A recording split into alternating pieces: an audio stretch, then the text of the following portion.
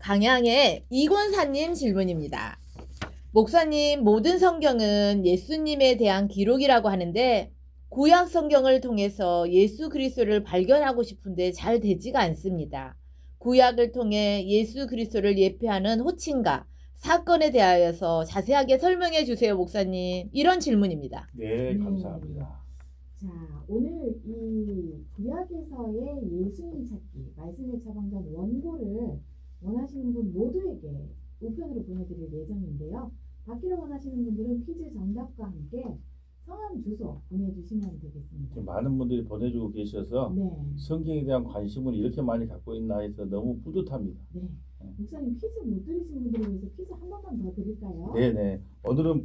오늘 광양의 이권사님 참 좋은 질문 주셔서 감사합니다. 먼저 성경을 세 군데를 한번 찾아보려고 합니다. 모든 성경이 예수 그리스도를 증거하고 있다는 구절입니다. 말씀 처방전입니다. 요한복음 5장 39절 말씀입니다. 너희가 성경에서 영생을 얻는 줄 생각하고 성경을 연구하거니와 이 성경이 곧 내게 대하여 증언하는 것이니라. 아멘. 요한복음 5장 39절이라고 해서 신약 성경을 이야기하는 게 아니라 이때는 신약 성경이 완성되기 전이기 때문에 구약의 성경 모든 구약 39권이 다 예수 그리스도에 대한 이야기라는 것을 예수님께서 직접 말씀해 주고 계십니다. 그리고 부활하신 주님께서 또 두 제자들에게 이렇게 말씀하십니다. 말씀 처방전입니다. 누가복음 24장 27절 말씀입니다. 이에 모세와 모든 선지자의 글로 시작하여 모든 성경에 쓴 바 자기에 관한 것을 자세히 설명하시니라. 아멘. 구약에 나오는 모든 성경을 통하여 예수 그리스도가 누구신가를 자세히 설명하고 있다고 우리 주님께서 직접 말씀을 해 주셨고요. 또 베드로후서 1장 19절에는 이렇게 말씀하고 있습니다. 자, 말씀 처방전입니다. 또 우리에게는 더 확실한 예언이 있어 어두운 데를 비추는 등불과 같으니 날이 새어 샛별이 너희 마음에 떠오르기까지 너희가 이것을 주의하는 것이 옳으니라. 아멘. 또 우리에게 더 확실한 예언. 그게 베드로는 변화산에서 그 놀라운 광경을 경험한 사람이거든요. 그런데 그 변화산의 사건보다 더 확실한 게 있는데 그것이 무엇이냐? 샛별이라는 거예요. 그럼 샛별은 뭘까요? 말씀이 변화산에서 우리가 주님을 봤던 그 형용할 수 없는 모습보다 더 확실한 말씀이 있는데 그것이 바로 샛별이라는 거예요. 샛별이 너희 마음에 떠오르기까지 너희가 이것을 주의하는 것이 오늘이라. 이 샛별 예수 그리스도가 떠오르기까지 말씀을 묵상해야 된다는 것이에요. 아멘. 그래서 목사님, 저는 이런 질문을 많이 받아요. 목사님, 성경을 얼마나 읽어야 될까요? 그러면 저는 이렇게 말합니다. 그 성경을 통하여 예수 그리스도가 발견될 때까지 읽으라는 거예요. 아멘. 예, 모든 성경이 다 예수 그리스도가 떠오르기까지 읽는 것이 마땅하다는 것이죠. 이것을 구속사적 해석이라고 설명을 합니다.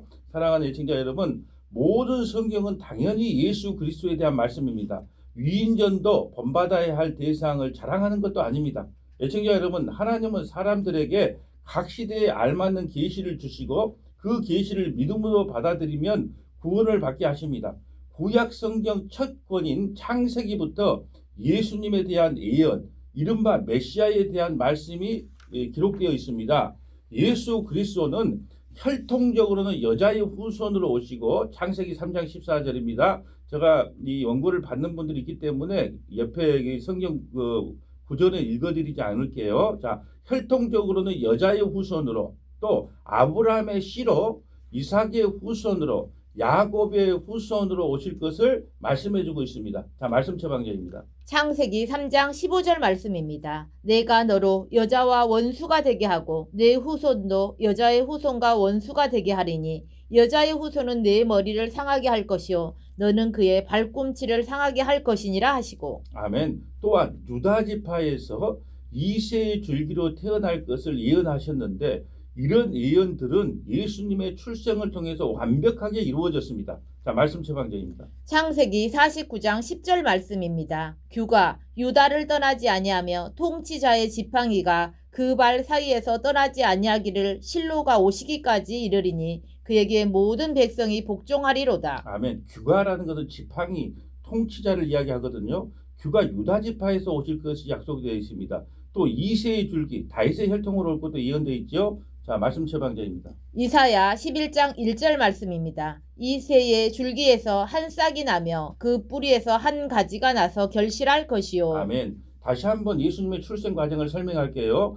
여자의 후손으로, 아브라함의 씨로, 이삭의 후손으로, 야곱의 후손으로, 유다 지파에서 이새의 줄기로 태어난다는 것을 예언했다는 것입니다. 왜 이게 중요하냐면요. 우리나라에 내가 재림예수다, 내가 메시아라고 이렇게 거짓된 교주들이 100명이 넘어요. 그들이 가짜인 이유는 다윗의 혈통이 아니기 때문에 그렇습니다. 반드시 예수님은 이 혈통의 과정을 통해서 오셔야만 진정한 메시아가 될 수 있다는 사실이 구약에 예언되어 있다는 것입니다. 아멘. 여러분, 구약에 예언된 말씀대로 예수님이 이 땅에 오셨습니다. 자, 말씀 처방자입니다. 마태복음 1장 18절에서 22절 말씀입니다. 예수 그리스도의 나심은 이러하니라. 그의 어머니 마리아가 요셉과 약혼하고 동거하기 전에 성령으로 잉태된 것이 나타났더니 그의 남편 요셉은 의로운 사람이라 그를 드러내지 아니하고 가만히 끊고자 하여 이 일을 생각할 때에 주의 사자가 현명하여 이르되 다윗의 자손 요셉아 내 아내 마리아 데려오기를 무서워하지 말라. 그에게 잉태된 자는 성령으로 된 것이라. 아들을 낳으리니 이름을 예수라 하라. 이는 그가 자기 백성을 그들의 죄에서 구원할 자이심이라 하니라. 예수라는 이름 속에 예수님의 사명이 기록되어 있어요. 예수님이 이 땅에 오신 목적이 뭐냐? 죄에서부터 구원할 자심이라는 거예요. 우리를 죄와 사망에서 구원하기 위해서 예수님이 이 땅에 오셨다는 예수님이 오신 목적이 기록되어 있습니다. 22절 볼까요? 이 모든 일이 된 것은 주께서 선지자로 하신 말씀을 이루려 하심이니라 이르시되. 아멘. 구약의 모든 선지자들이 하신 말씀이 바로 이 말씀을 설명하기 위한 말씀이었다는 것이죠. 그리고 이사야 50장부터 53장은 오실 메시아에 대하여 정확하게 예언하고 있습니다. 이사야는요, 예수님보다 700년 전에 탄생했던 사람이에요. 이 말씀을 기록한 거거든요. 근데 이사야 50장부터 53장까지는 그리스도가 이 땅에 오셔서 얼마나 많은 고난을 받고 십자가에 죽으실 것인가를 정확하게 설명해주고 있습니다. 그리고 구약 성경의 마지막 권인 말라기에서는 오실 메시아에 대하여 의로운 해라고 정확하게 말씀해주고 있습니다. 자, 말씀 처방자입니다. 말라기 4장 2절 말씀입니다. 내 이름을 경외하는 너희에게는 공의로운 해가 떠올라서 치료하는 강선을 비추리니 너희가 나가서 외양간에서 나온 송아지같이 뛰리라. 공의로운 해가 떠올라서 치료의 광선을 우리에게 비춰준대요. 어떤 치료의 광선일까요? 죄와 사망에서부터 치료제가 바로 예수 그리스도라는 거예요. 아멘. 그래서 공의로운 해는 예수 그리스도가 떠올라서 우리를 죄와 사망에서 치료의 광선을 비춰주신다는 말씀을 말라기가 하고 있죠. 구약의 또한 마지막 선지자인 세례 요한은 이렇게 고백을 합니다. 자, 말씀 처방자입니다. 요한복음 1장 29절 말씀입니다. 이튿날 요한이 예수께서 자기에게 나아오심을 보고 이르되 보라 세상 죄를 지고 가는 하나님의 어린 양이로다. 아멘. 구약의 모든 선지자들의 손끝이 누구를 가리키고 있느냐? 하나님의 어린 양 예수 그리스도를 가르치고 있다는 것입니다. 사랑하는 예청자 여러분, 구약 성경의 메시아에 대한 예언들은 신약 성경에 오신 예수를 통해서 완벽하게 이루어졌습니다. 그러면 구약 시대 사람들이 알고 있던 예수님에 대해서 한번 살펴보려고 합니다. 구약 시대 사람들은 예수님을 어떻게 알고 있었는지, 자, 제가 원고에 성경 연관 구절을 다 적어놨지만 시간 관계상 다 말씀드릴 수 없습니다. 원고를 드릴 수 없어서 아쉽다고 했는데 우리 PD님이, 사랑스러운 PD님이 전부 다 이 원고를 보내드린다고 합니다. 첫째, 아담에 대해서 한번 살펴보려고 합니다. 자, 아담은 예수님을 어떻게 알고 있었는가? 아담은 예수께서 여자의 후손으로 와서 뱀의 머리를 깨뜨릴 것을 이미 알고 있었습니다. 자, 말씀 처방자입니다. 여자의 후손은 내 머리를 상하게 할 것이요 너는 그 발꿈치를 상하게 할 것이니라. 창세기 3장 12절 말씀입니다. 네. 두 번째는 에녹은 그러면 예수님에 대해서 반드시 구약 사람 에녹은 어떻게 예수님을 알고 있었는가? 에녹은 예수 그리스도의 재림을 분명히 알고 있었습니다. 유다서 1장 14절부터 15절입니다. 아담의 7세 손 에녹이 사람들에게 대하여도 예언하여 이르되 보라 주께서 그 수만의 거룩한 자와 함께 임하셨나니 이는 무사람을 심판하사 모든 경건치 않는 자의 경건치 않게 행한 모든 경건치 않은 일과 또 경건치 않는 죄인의 주께 거스려 한 모든 강박한 말을 인하여 저희를 정죄하려 하심이라 하였느니라. 아멘. 세 번째 아브라함은요. 예수님을 보고 기뻐했다 그래요. 예수님보다 2000년 전에 태어난 아브라함도요. 주님을 알고 있었다는 내용이에요. 요한복음 8장 56절입니다. 너희 조상 아브람은 나의 때 볼 것을 즐거워하고 보고 기뻐하였느니라. 아멘. 또한 아브라함은 예수께서 천하 만민을 구원하실 것을 이미 알고 있었어요. 창세기 22장 17절과 18절 말씀입니다. 말씀 처방전입니다. 또 내 씨로 말미암아 천하 만민이 복을 얻으리니 이는 내가 나의 말을 준행하였음이니라. 아멘. 모세를 볼까요? 모세는요. 예수에 대하여 믿고 기록하였다고 선포되어 있습니다. 요한복음 5장 46절 한번 볼까요? 모세를 믿었다면 또 나를 믿으려니와 이는 그가 내게 대하여 기록하였음이라. 아멘. 또한 신명기를 통해 나와 같은 선지자 한 명이 올 것인데 너희는 그의 말을 들으라고 했습니다. 그분이 바로 예수 그리스도라는 거죠. 아멘. 그래서 변화산 사건에 엘리야의 말도 듣지 말고 모세의 말도 듣지 말고 너희는 주님의 말씀을 들으라고 되어 있습니다. 자, 또한 다윗은 그리스도를 가리켜 주라고 불렀습니다. 자, 마태복음 22장 45절입니다. 다윗이 그리스도를 주라 칭하였은즉 어찌 그의 자손이 되겠느냐 하시니. 아멘. 예수님보다 1000년 전의 사람이 다윗이에요. 근데 그 다윗조차도 예수님을 주라고 칭했단 말이죠. 아멘. 자, 이사야는 또 뭐라고 표현했는가 볼까요? 이사야는 그리스도에 대하여 많은 것을 알고 있습니다. 예수님보다 700년 전의 선지자인데 예수님에 대해서 너무나 많은 것을 알고 있어요. 자, 말씀 처방전입니다. 이사야 7장 14절 말씀입니다. 그러므로 주께서 친히 징조를 너희에게 주실 것이라. 보라, 처녀가 잉태하여 아들을 낳을 것이요 그의 이름을 임마누엘이라 하리라. 아멘. 여러분, 이사야서는 66장으로 되어 있는데요. 1장부터 39장은 마치 구약의 39권처럼 심판을 상징하고 있고요. 심판적인 내용이 참으로 많이 있고요. 그리고 40장부터 66장은 27권이잖아요. 신약이 27권처럼 구원의 은혜가 선포되어 있다는 것이에요. 그래서 이사야가 66장인데 구약과 신약을 완벽하게 다 해석할 수 있는 것이 이사야 66장인 것입니다. 자, 말씀 처방전입니다. 이사야 61장 1절에서 3절 말씀입니다. 주 여호와의 영이 내게 내리셨으니 이는 여호와께서 내게 기름을 부으사 가난한 자에게 아름다운 소식을 전하게 하려 하심이라. 나를 보내사 마음이 상한 자를 고치며 포로된 자에게 자유를, 갇힌 자에게 노임을 선포하며 여호와의 은혜의 해와 우리 하나님의 보복의 날을 선포하여 모든 슬픈 자를 위로하되 무릇 시온에서 슬퍼하는 자에게 하간을 주어 그 죄를 대신하며 기쁨의 기름으로 그 슬픔을 대신하며 찬송의 옷으로 그 근심을 대신하시고 그들이 의의 나무 곧 여호와께서 심으신 그 영광을 나타낼 자라 일컬음을 받게 하려 하심이라. 아멘. 이 이사야 61장 1절부터 3절 말씀을 누가복음 4장에서 예수님이 두루마리 성경을 펴서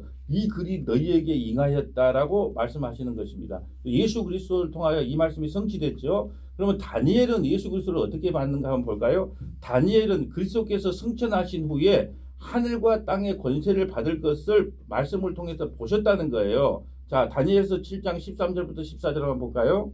내가 또 밤 이상 중에 보았는데 인자 같은 이가 하늘 구름을 타고 와서 옛적부터 항상 계신 자에게 나와 그 앞에 인도되매 그에게 건세와 영광과 나라를 주고 모든 백성과 나라들과 각 방언하는 자로 그를 섬기게 하였으니 그 권세는 영원한 권세라 옮기지 아니할 것이요 그 나라는 패하지 아니할 것이니라. 아멘. 그러면 스가랴는 어떻게 주님을 받는가 볼까요? 스가랴는 장차 온 세상이 하나님께서 다스리는 나라가 될 것인 것을 말씀을 통해 알고 있었다는, 성령이 입에서 알고 있었다는 것입니다. 스가랴서 14장 9절 말씀이에요. 여호와께서 천하의 왕이 되시리니 그날에는 여호와께서 홀로 하나이실 것이요 그 이름이 홀로 하나이실 것이며. 아멘. 애청자 여러분, 위의 예시와 같이 구약 시대의 사람들도 믿음의 고백 안에서 직접 또는 간접적으로 오실 메시아, 즉 예수에 대하여 알고 보고 부르고 믿고 있었음을 알 수 있습니다. 그리고 구약 시대에 예수님의 호칭이 참으로 많습니다.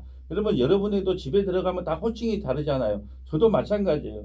교회 가면 목사님, 또 우리 집에서는 여보, 또 우리 아들들은 나보고 아버지라 부르고, 우리 손녀는 할아버지라 부르고, 또 어떤 분은 저를 만나면 선생님이라 부르기도 하고, 또 어떤 분들은 제가 예전에 교수 생활을 좀 했기 때문에 교수님 부르기도 한 것처럼 여러 가지 호칭으로 사용되고 있어요. 구약에는. 그래서 예수님의 호칭도 참으로 많아요. 그래서 다 열거하기는 힘들지만 성경에 관심이 계신 성도들을 위하여 제가 한번 순서대로 한번 불러보겠습니다. 이런 호칭을 가지고 계셨다는 말씀이에요. 첫 번째는 가지라는 호칭을 가지. 에레미야 23장 5절에 보면 가지라는 호칭을 가졌고요. 두 번째는 구속사자는 호칭을 가졌어요. 이사야 59장 20절 구속자. 세 번째는 기묘. 사사기 13장 18절 말씀이죠. 기묘. 네 번째는 기묘자라는 호칭을 가졌어요. 이사야 9장 6절입니다. 기묘자라는 뜻은 뭐냐 하면 상상도 못할 방식으로 자기 백성을 구원한다는 의미를 가진 것. 아멘. 우리가 상상할 수도 없잖아요. 천사들도 몰랐어요. 어떻게 저 죄 많은 문목사를, 죄 많은 저 성도들을 어떻게 구원한단 말인가. 천사들도 참 궁금했거든요. 그런데 십자가를 통하여 살찌기고 피 흘림으로 자기 백성을 구원한 너무나 놀라운 사건. 이것을 자칭 기묘자라고 표현합니다. 다섯 번째는 모사라고 표현합니다. 모사. 이사야 9장 6절입니다. 여섯 번째는 순. 예, 스가랴 3장 8절이에요. 순. 자, 일곱 번째는 시험한 돌. 예수님을 또한 호칭을 할 때 시험한 돌. 이사야 28장 16절 말씀이에요. 자, 여덟 번째는 싹이라고 표현합니다. 이사야 11장 1절. 아홉 번째는 여호와. 이사야 40장 3절에 예수님을 가르쳐 여호와라고 이야기를 합니다. 열 번째는 의로운 해. 예, 말라기 4장 2절 예수님을 호칭할 때 의로운 해라고 호칭하죠. 또 11번째는 인자. 다니엘서 7장 31절에 그 인자 예수 그리스도를 상징하고요. 12번째는 임마누엘. 이사야 7장 14절입니다.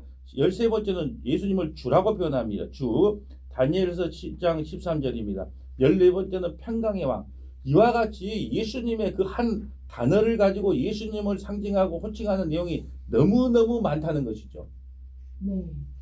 여러분, 우리 목사님께서 말씀의 처방전을 통해 예수님을 호칭하는 단어들 많이 불러주셨는데요. 어떤 단어가 여러분들에게 가장 와닿으셨나요?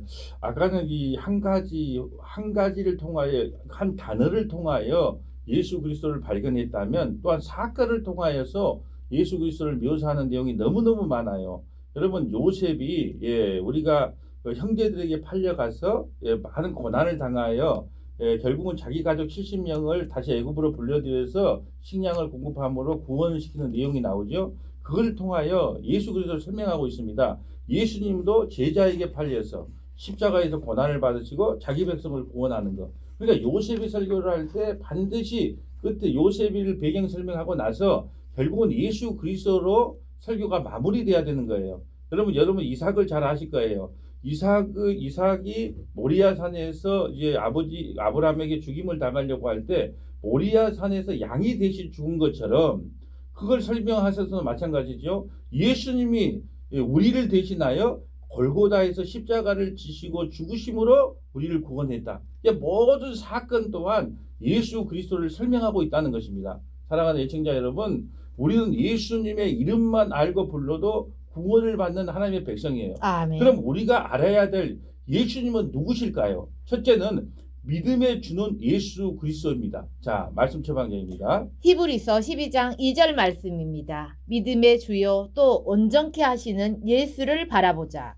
두 번째, 예수의 이름으로만 구원을 얻을 수 있습니다. 다른 이름으로는 구원을 받을 수 없다는 것이죠. 말씀 처방전입니다. 요한복음 14장 6절 말씀입니다. 예수께서 가라사대 내가 곧 길이요 진리요 생명이니 나로 말미암지 않고는 아버지께로 올 자가 없느니라. 세 번째는 예수 그리스도를 통하지 않으면 구원받을 수 없다는 사실이 성경에 명백하게 가르치고 있는 내용입니다. 말씀 처방전입니다. 사도행전 4장 12절 말씀입니다. 다른 이로서는 구원을 얻을 수 없나니 천하 인간의 구원을 얻을 만한 다른 이름을 우리에게 주신 일이 없음이니라 하였더라. 아멘. 간단하게 제가 이단 구별법 세 가지를 말씀드린 적이 있습니다. 우리는 어떻게 이단이라고 구분을 하냐? 첫째, 우리는 삼위일체 하나님을 믿습니다. 이걸 부정하면 우리는 이단이라 그래요. 두 번째는 우리의 구원은 오직 예수 그리스도뿐입니다. 세 번째, 우리는 성경 66권만을 하나님의 말씀으로 받아들입니다. 나머지 그 교파마다 좀 차이는 있겠지만 이 세 가지는 공통점이 있어야 된다는 말씀이에요. 네 번째, 구약시대 사람들도 역시 예수 안에서 구원을 이루어져야 한다는 것입니다. 무슨 말이냐?